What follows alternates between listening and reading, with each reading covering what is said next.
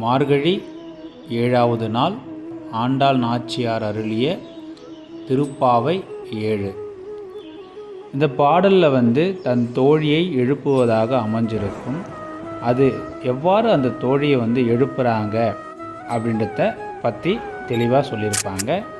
இதில் முதல் 2 வரிகளில் கீச்சு கீச்சென்றெங்கும் ஆனை சாத்தன் கலந்து சினம் பேச்சரம் கேட்கலையா பேய் பெண்ணே அப்படின்னு சொல்லியிருப்பாங்க.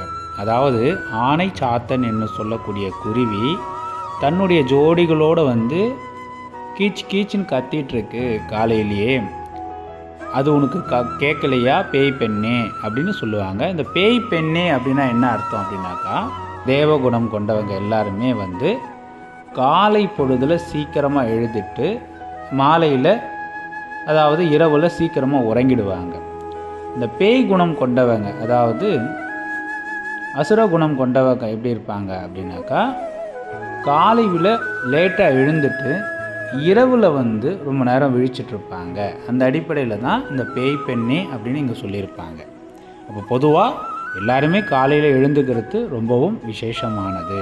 அடுத்த லைனில் காசும் பிறப்பும் கலகலப்ப கைப்பேர்த்து வாச நறுங்குழல் ஆட்சியர் மத்தினால் ஓசை படுத்த தயிர் அறவும் கேட்டிலையோ அப்படின்னு அடுத்த லைனில் சொல்லியிருப்பாங்க. இந்த இடத்துல பார்த்திங்க அப்படின்னாக்கா, காசும் பிறப்பும் கலகலப்ப கைப்பேர்த்து அப்படின்னா என்னன்னாக்கா, பெண்கள் தன் மாங்கல்யத்தில் காசு அதுக்கப்புறம் நாணக்குழா இது போல் எல்லாமே சேர்த்து கோத்து வச்சுருப்பாங்க.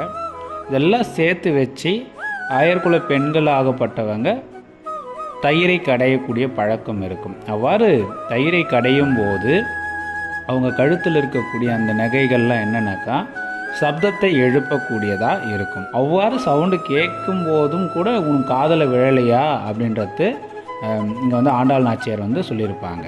அடுத்த வரிகளில் நாயக பெண் பிள்ளாய் நாராயணன் மூர்த்தி கேசவனை பாடவும் நீ கேட்டே கிடைத்தையோ அப்படின்னு சொல்லுவாங்க.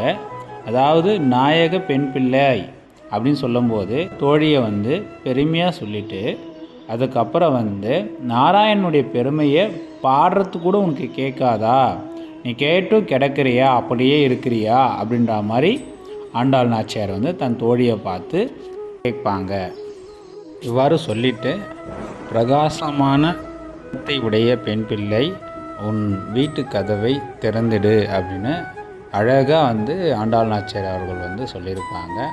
இதனுடைய வாயிலாக நமக்கு தெரிய வர்றது என்னன்னாக்கா, ஒரு பெண்ணாகப்பட்டவங்களாக இருந்தாலும் சரி, ஒரு ஆணாகப்பட்டவங்களாக இருந்தாலும் சரி, காலை பொழுதில் சீக்கிரமாக எழுந்து நம்ம செய்ய வேண்டிய கடமைகளை சரியான முறையில் செய்யும்போது நம்மளுடைய அத்தனை விஷயங்களும் மிக விரைவில் வெற்றி அடைவதற்கு ஒரு உறுதுணையாக இருக்கும் அப்படின்றது தெளிவாக தெரியுது. அது மட்டும் இல்லாமல் இங்கே பேய் பெண்ணே அப்படின்று குறிப்பிடும்போது ஒரு அரக்க குணம் கொண்டவங்க அசுர குணம் கொண்டவங்க அதில் அசுரத்தன்மை கொண்டவங்களுக்கு தான் இந்த மாதிரியா வரும்.